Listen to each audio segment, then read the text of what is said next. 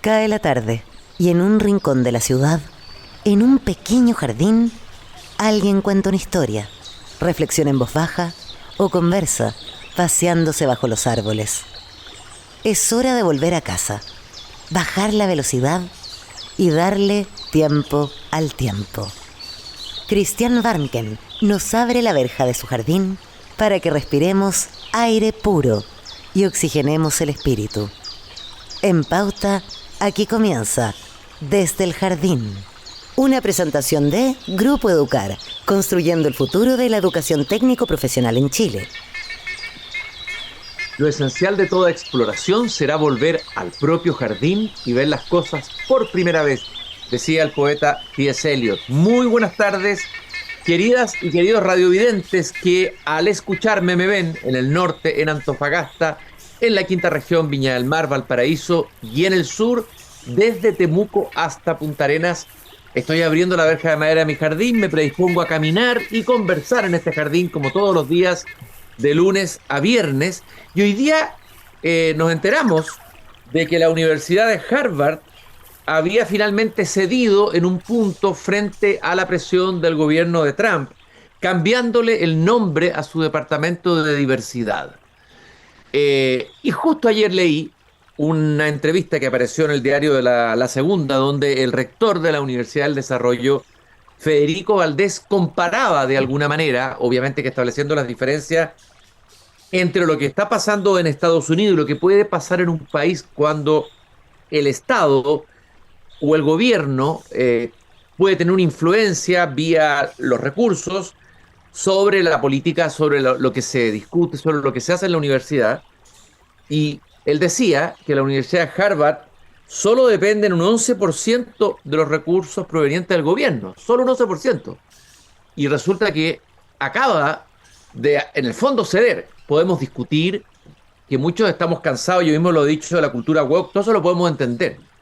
Pero otra cosa es que un gobierno o un Estado de alguna manera entre en el terreno de la autonomía fundamental para el desarrollo del pensamiento y la discusión académica al interior de una universidad. Por eso que vamos a conversar hoy día esta tarde con Federico Valdés. El título de la entrevista, la segunda, dice: si el financiamiento depende de la política, la libertad puede ser un rehén. Federico, muy buenas tardes, un gusto de conversar contigo. Gracias por venir a caminar a este pequeño jardín al sur del mundo. Buenas tardes, Cristian. La verdad es que este es un tema apasionante, muy atingente a lo que está ocurriendo hoy día en Chile, a un proyecto de ley que se está tramitando a máxima velocidad. Y a mí me preocupa porque, aunque tal como tú acabas de plantearlo, la cultura woke que se instaló en muchas universidades norteamericanas, no me gusta nada, nada de nada. Lo que está ocurriendo hoy día me gusta menos incluso. Que el poder político pueda establecer reglas respecto de lo que ocurre dentro de las universidades, sobre temas que son discutibles. Esto debería ser discutible en el seno de la sociedad, dentro de las universidades, pero una vez que uno se mete en el camino en que el burócrata de turno le da instrucciones a la universidad respecto a lo que debe hacer, eh, la libertad, la autonomía, el rol de las universidades se ve fuertemente amenazado. Tal vez sería bueno hacer como una descripción del estado de las cosas, cómo llegamos a esto. El proyecto se llama FES y es el Fondo de Educación Superior, que entiendo que reemplaza al CAE, ¿no es así? En cierto sentido lo reemplaza y establece una política nueva, que es la que es lo que tú planteas, podría llevarnos al peligro de que el Estado tenga un mayor control. ¿Cómo llegamos a esto? ¿Cuál fue de dónde nació este proyecto? Danos un poco el contexto, Federico, para entenderlo mejor. Este es uno de los proyectos más queridos del actual gobierno y eh, está relacionado con la génesis del grupo que hoy día gobierna Chile. No hay ningún misterio que este nació básicamente entre estudiantes universitarios en su momento, hace 15 años atrás, que, que tienen un diagnóstico eh, respecto de cómo deberían ser las universidades, de cómo deberían financiarse, y, y aquí están tratando de cumplir una promesa campaña, están tratando de sacar adelante un compromiso que adquirieron, que fue el cambiar la manera en que se financia la educación superior chilena. Y, y- y al efecto mandaron un proyecto que tiene dos partes que la verdad eh, podrían perfectamente estar separadas, podrían perfectamente estar, podrían tramitarse por vías paralelas. Uno, resolver el problema del CAE. El CAE, según es sabido, es un sistema de préstamos a estudiantes universitarios en que los estudiantes se endeudan a una tasa preferencial y empiezan a pagar este préstamo 2 años después de que egresan. Y cosa muy importante, cada estudiante, cada alumno toma este préstamo y lo lleva donde quiere, a la universidad de su elección. No son determinadas instituciones las que reciben los recursos, es el alumno el que decide: yo quiero estudiar en esta universidad, yo quiero estudiar en la Universidad de Chile, yo quiero estudiar en la Universidad Católica, yo quiero estudiar en la Universidad Andrés Bello, yo quiero estudiar en la que sea, y, eh, y lleva estos fondos a esa universidad y tiene que hacerse cargo después de pagar con bastante salvaguarda. Es decir, nadie paga más del 10% de sus ingresos al mes. Si alguien cae en situación de desempleo y otras más que están descritas en una serie de modificaciones que hubo a la ley, ¿no? Eh, no tiene que pagar. La tasa es preferencial, es UF más 2% al año, que es un tipo de tasa que no están disponibles en el mercado para otras cosas. Eh, y después de 15 años se extingue la deuda, haya terminado de pagar o no el capital y los intereses que le correspondía pagar.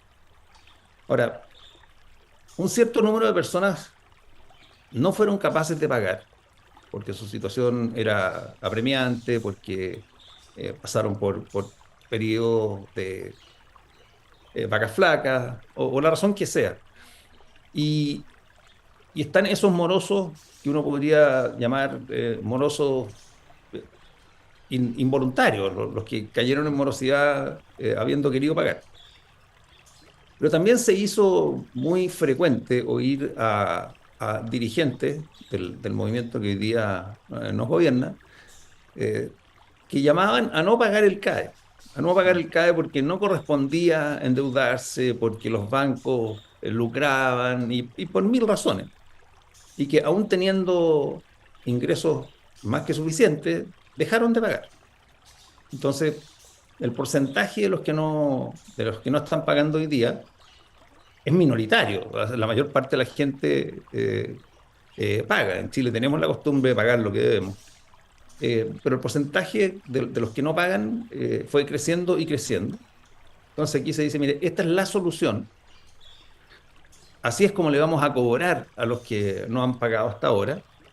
Y, y de contrabando meten un sistema de financiamiento que, que, que a mi juicio conculca o instala una plataforma, una estructura que va a permitir conculcar la autonomía de las universidades. Y ahí está el paralelo con lo que pasa en Estados Unidos. Oye, Porque, dime. Federico, a ver, si pudieras dar un ejemplo que mostrara gráficamente lo que podría pasar. Estamos hablando de un escenario hipotético, todavía este proyecto no se aprueba, tiene que pasar por la discusión en el Senado, etcétera. Imaginemos que es aprobado en el Senado, un ejemplo concreto de a dónde podría llevarnos este nuevo sistema del FES, del Fondo de Educación Superior. Una universidad que entra al sistema y que quiere abrir una nueva carrera va a requerir autorización del funcionario de turno, va a requerir autorización de la subsecretaría o como se llame la agencia que se crea al efecto, porque además en estos proyectos normalmente terminamos armando una agencia nueva, contratando más gente y gastando plata. Pero como, como los aranceles los fija eh, el Estado, como el número de alumnos, por consiguiente, bueno, esa lógica es impecable, tiene que ser así. Una vez que el Estado pone los recursos, fija los aranceles, tiene que fijar el número de vacantes, porque si no una universidad podría decir yo, para tener más recursos, voy a abrir más vacantes simplemente y haga una transferencia más grande.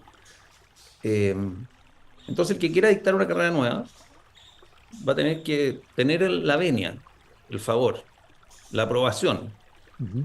de la agencia o el funcionario de turno. Y le pueden decir que no perfectamente, mientras le dicen que sí a otros. Y no hay ahí, no hay ni un resguardo dentro de la misma ley para que eso no ocurra, para que no sea tan arbitrario, porque parece extremadamente arbitrario, digamos, de que el burócrata de turno pueda tomar esa decisión así arbitrariamente. Lo que pasa es que en esto, Cristian, a mi juicio, aquí o tienes libertad o no la tienes. Porque uno podría decir, mira, te vamos a poner a este funcionario que es la persona más adecuada y que tiene una trayectoria totalmente impoluta y que, por supuesto, mientras ese funcionario esté a cargo, uno va a poder recibir un tratamiento justo. Pero cuando se instalan este tipo de estructuras, cuando se instalan, eh, cuando se legisla de esta manera, hay que ponerse en el caso de que es el peor funcionario el que está a cargo.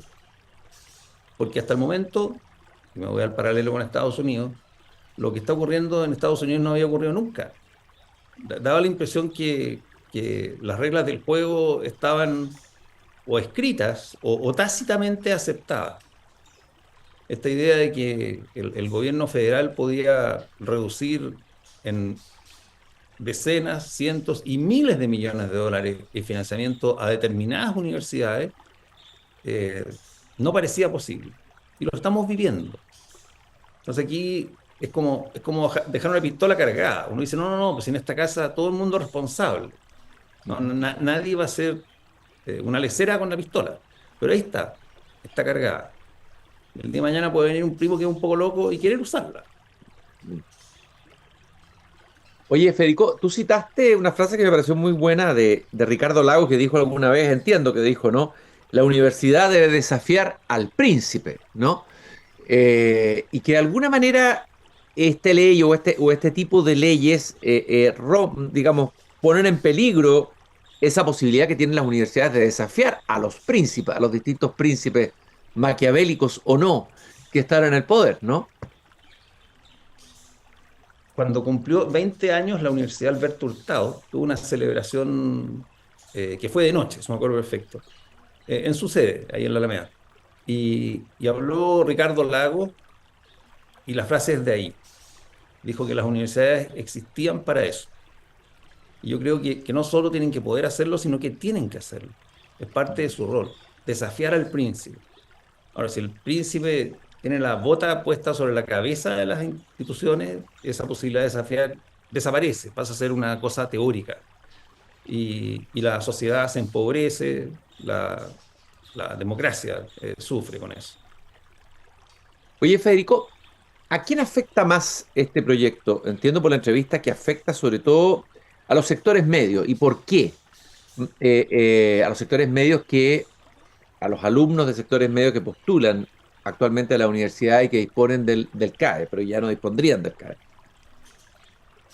A ver, aquí los afectados, a mi juicio, aparte de la sociedad chilena, son dos. Están las universidades por un lado, y de eso ya hemos conversado, y están los alumnos, los estudiantes de clase media, porque en este proyecto las universidades le pueden cobrar al 10% de más altos ingresos de la población.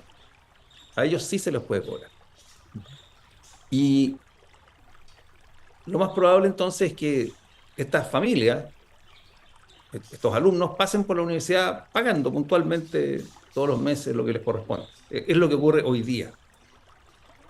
El 60% más pobre va a tener acceso a la gratuidad, ya sea en una universidad o en otra.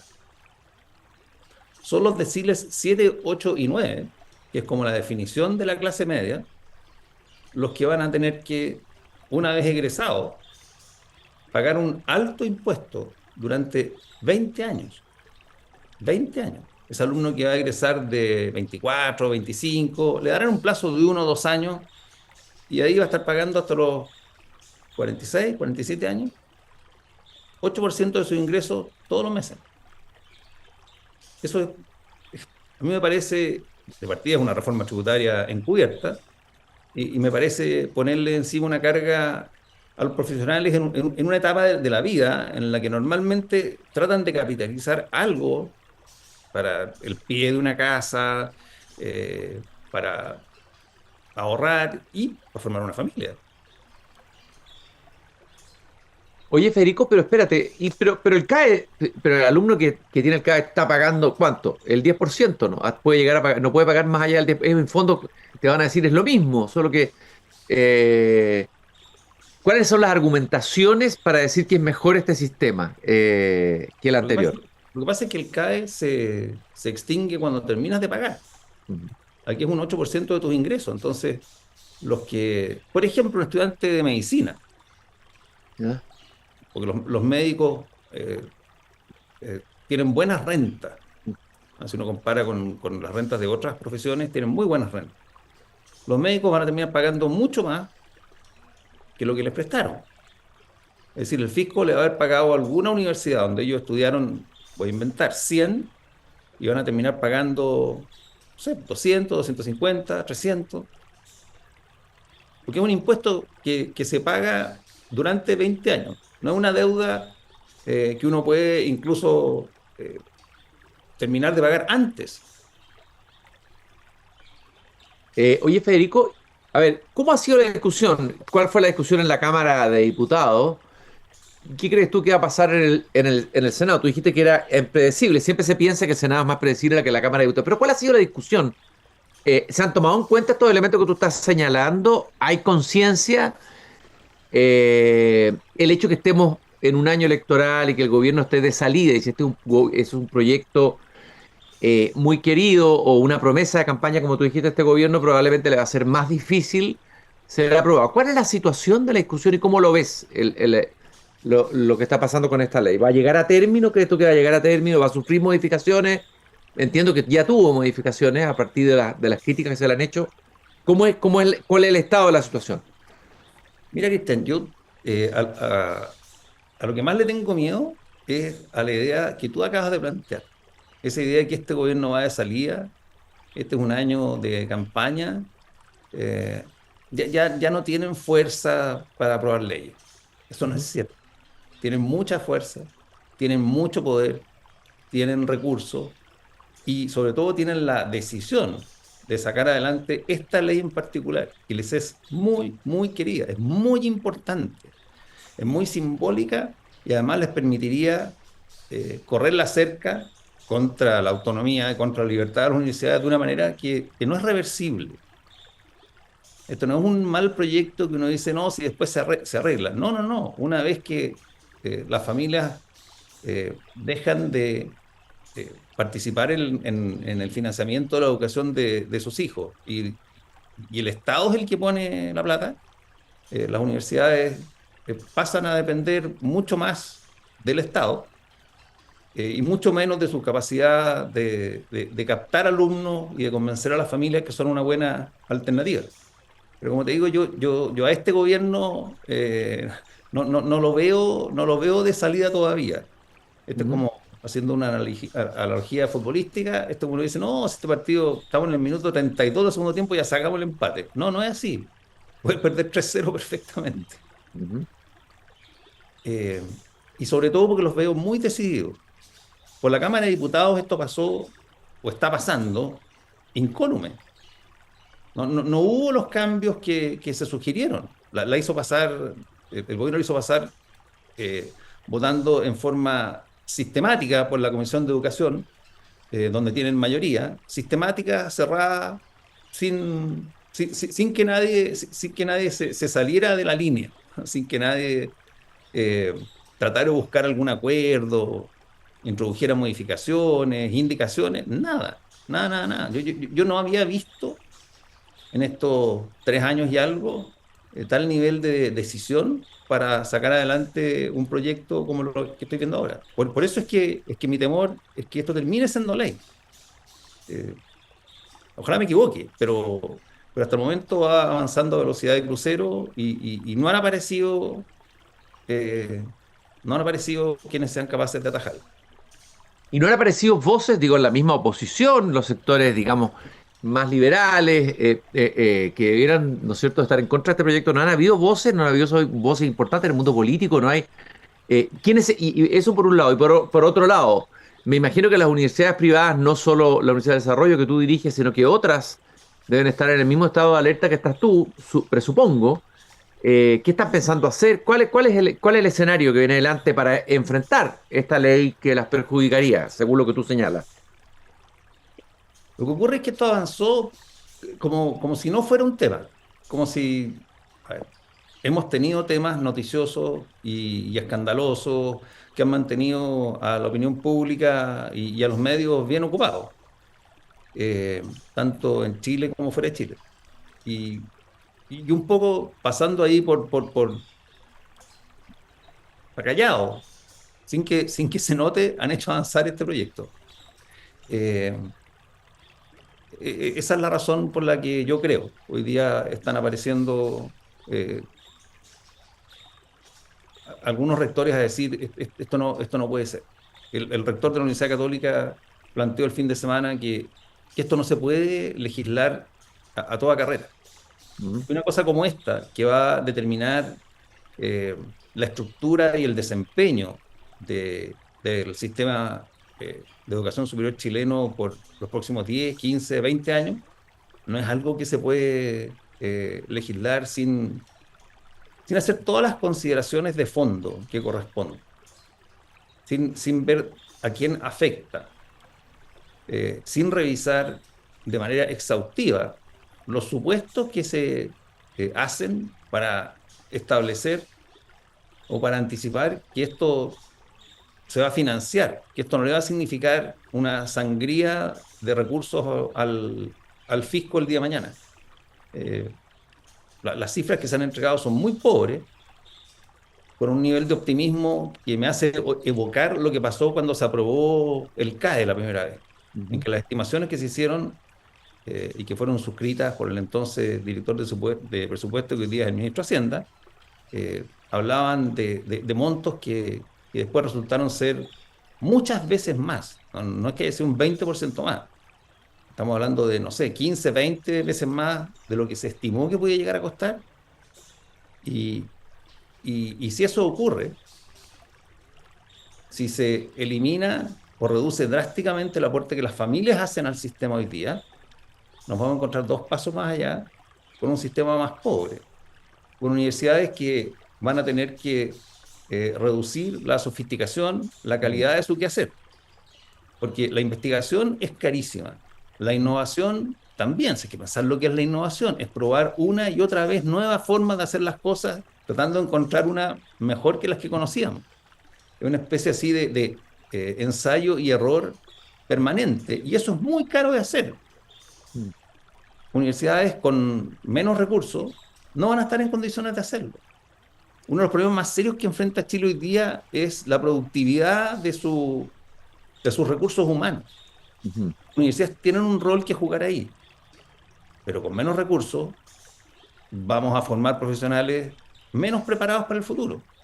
Chile va a ser una economía menos competitiva. Y ya llevamos un buen rato viendo qué es lo que ocurre cuando la economía se pone menos competitiva. Ujú. ¿Qué es lo que ha pasado con el nivel de ingreso de los profesionales en Chile? ¿Qué es lo que ha pasado con la capacidad que tienen de adquirir viviendas? ¿Qué es lo que ha pasado eh, con su futuro, con su esperanza? Estamos hablando de que puede ser que la generación que hoy día está en la universidad viva peor que sus padres. Eso es un desastre. Mm. Porque, porque durante muchos años lo hicimos muy bien. Durante más de 30 años el país creció y creció y creció, lo que permitió que la pobreza se redujera drásticamente, que la calidad de vida de los chilenos mejorara, que las expectativas subieran. Si las expectativas del que ve que vive mejor que su padre y que su abuelo, por supuesto, son muy altas. Si nos encontramos con que el país no crece, que es un tema que es fundamental, eh, y que tiene mucho que ver con la productividad de nuestros recursos humanos, esas expectativas se van a ver frustradas, lo que trae, bueno, una peor vida, sin ninguna duda, e inestabilidad política, dos pasos más allá. No, no, lamentablemente no, nos está agarrando el tiempo, pero quedó otro tema que me gustaría haber tomado contigo, un tema que me preocupa particularmente, que es las pedagogías. ¿Qué vamos a hacer? ¿Qué va a hacer el país con este déficit de profesores y de buenos profesores?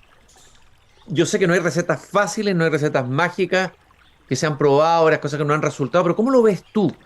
Me parece que ahí tenemos también un problema inmenso a futuro, digamos. Falta de profesores en algunas disciplinas, profesores mal preparados. ¿Qué hacemos para atraer a buenos, digamos, a buenos estudiantes a las pedagogías? ¿Cómo lo ves? ¿Hay alguna experiencia que uno podría emular o seguir? ¿Cómo ves el horizonte de esto, Federico? Muy preocupante, sin ninguna duda. Nosotros tenemos carreras de pedagogía y tenemos una matrícula más, más reducida que la que tienen otras carreras. O sea, todos los años captamos una cantidad importante de alumnos para estudiar eh, educación de párvulo, pedagogía básica, pedagogía en inglés, qué sé yo. Pero son muchos más los alumnos que quieren estudiar psicología o ingeniería comercial, para que hablar medicina, ingeniería. Em, y por lo tanto ahí tenemos un problema estructural. Problema estructural que requiere una discusión y un pensamiento de país, que, que, insisto, me preocupa mucho. ¿Qué es lo que se puede hacer mientras tanto? A mi juicio, es habilitar a más personas para ser pedagogos. Hay limitaciones legales que son comprensibles, pero que hay que revisar. Nosotros tenemos, y no somos los únicos, por supuesto, un programa tremendamente exitoso que permite que personas que conocen bien una disciplina, eh, ingenieros, psicólogos, diseñadores, eh, qué sé yo, eh, estudiando durante un año, adquieran competencias de tipo pedagógico y eso los habilita para hacer clases en enseñanza media. Y ha resultado muy, muy exitoso porque las personas que quieren hacer eso tienen una vocación profunda. Es alguien que decidió, sabe que más yo no me voy a dedicar más a la ingeniería, yo quiero ser profesor. Y dominan su disciplina de una manera extraordinaria. No hay que enseñarles nada de matemática, a nadie hay que enseñarles su disciplina. Los habilitamos para ser profesores. Yo creo que hay que insistir en ese tipo de iniciativas mientras tanto. Mientras no, claro, no se enfrenta al tema de fondo, que es un tema de largo plazo, pero que es un tema, como tú dices, de país, un tema urgente de enfrentar. ¿Ah? Así es. Federico, yo te quiero agradecer este tiempo que nos has regalado esta tarde de 30 de abril aquí en el Jardín. Gracias por esta conversación. Es un tema al que hay que seguir dándole vuelta. Espero que haya más debate sobre este tema, que aparezca más en los medios. Me parece raro que no se haya conversado más ni se discuta más sobre las alertas que tú levantaste, sobre todo mirando lo que está pasando en Estados Unidos con las universidades y con universidades tan importantes como Harvard, que uno se imagina que tienen una capacidad de resistir la presión de cualquier gobierno y Estado, y parece que no la tienen completamente, o sea, que son igual vulnerables. Imaginemos un escenario acá de universidades con menos capacidad de resistencia y más dependientes de los recursos del Estado que una universidad como la de Harvard. O sea, nadie puede resistir mejor que Harvard. No hay ninguna universidad en el planeta mejor preparada para dar esta batalla. Tienen un endowment de 55.000 millones de dólares. Están sentados encima de 55.000 millones de dólares. Pero por supuesto, si les quitan un 10% de su presupuesto anual, o un 11%, que es lo que reciben del gobierno, una fracción importante de esto, van a tener que realizar ajustes muy, muy dolorosos. Yo creo que al final van a prevalecer, pero van a salir dañados, sin ninguna duda. Y eso es lo que quiero que no ocurra en Chile. No quiero que por no haberlo analizado con suficiente profundidad y haber considerado las consecuencias que esto puede tener, terminemos con una ley que los titulares son muy buenos siempre es así, con una ley que le permite al próximo gobierno o en 2 gobiernos más ponerle un pie encima a las universidades. Se lo he comentado a gente partidaria del proyecto, que están legislando como si no existiese la posibilidad de que el día de mañana la versión local de Nayib Bukele llegue al poder. Claro. Y que ese día van a pagar consecuencias horribles por haber pensado que esa posibilidad no existía. Y nada se puede descartar, sobre todo en este tiempo y grandes incertidumbres. Muchas gracias, Federico, por esta conversación. Espero que sigamos conversando sobre el tema universitario más adelante aquí también en el Jardín. Un gusto haberte tenido en el programa. Un gusto conversar contigo, Cristian. Que te vaya muy bien. Y nosotros nos encontramos el día viernes, nos encontramos porque mañana es feriado. Y el viernes estrenamos a las 8, como siempre, el podcast Tu Hipócrita Lector en el horario del Jardín. Los invito a escuchar el interesante capítulo de esta semana. Recordarle que nos acompaña Grupo Educar, construyendo el futuro de la educación técnico profesional en Chile. Conoce más sobre nuestro trabajo en grupoeducar.cl. Hasta el viernes, queridos y queridas radiovidentes. Es hora de cerrar la verja de madera del jardín. Pero Cristian Warnken la volverá a abrir todos los días de lunes a viernes a las 20 horas en Radio Pauta, cuando comience de nuevo Desde el Jardín. Una presentación de Grupo Educar, construyendo el futuro de la educación técnico profesional en Chile.